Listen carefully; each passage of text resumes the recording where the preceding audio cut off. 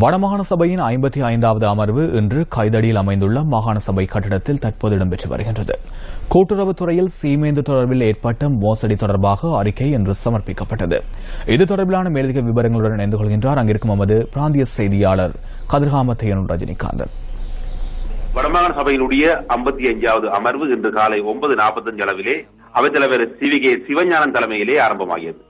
அதனைத் தொடர்ந்து கூட்டுறவுத்துறையிலே சீமந்து விநியோகத்தில் இடம்பெற்ற மோசடி தொடர்பான விசாரணை அறிக்கையை சபையிலே சமர்ப்பித்தார் ஆளுங்கட்சி உறுப்பினர் பான அரியரட்னம்.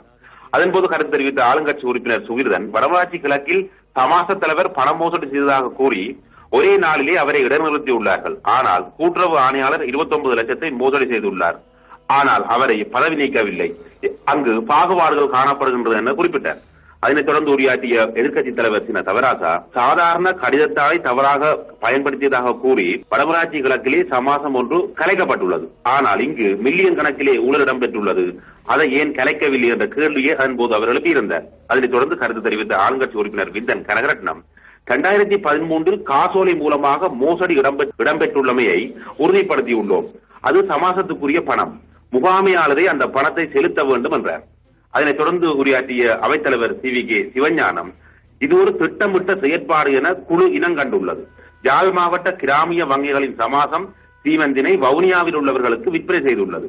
இந்த செயற்பாடு வடக்கு மாகாண சபையை குற்றம் காணுகிற செயலாக காணுகிறேன் என இதன் பொழுது குறிப்பிட்டார். அதனைத் தொடர்ந்து உரையாற்றிய எதிர்க்கட்சி தலைவர் சீன தவராசா, நீங்கள் உங்களுக்கு தேவையான நேரத்தில் தேவையானதை எடுத்துக்கொண்டு பேசுகிறீர்கள் என்பதை சுட்டிக்காட்டினார். அதன்போது குறுக்கிட்ட ஆளுங்கட்சி உறுப்பினர் அயூப் அஸ்மின், இன்று எதிர்க்கட்சி தலைவர் கூறிய கருத்துக்களை வரவேற்கிறோம். இன்றுதான் அவர் எதிர்க்கட்சியாக நடந்து கொண்டுள்ளார், பொறுப்பை உணர்ந்து செயற்பட்டிருக்கிறார். வடமாகாண சபையினுடைய அமர்வுகள் தொடர்ந்து இடம்பெற்றுக் கொண்டு வருகின்றன. நியூஸ் செய்திகளுக்காக வடமாகாண சபை பேரவைச் செயலகத்திலிருந்து கதிராமத்தையன் ரஜினிகாந்த்.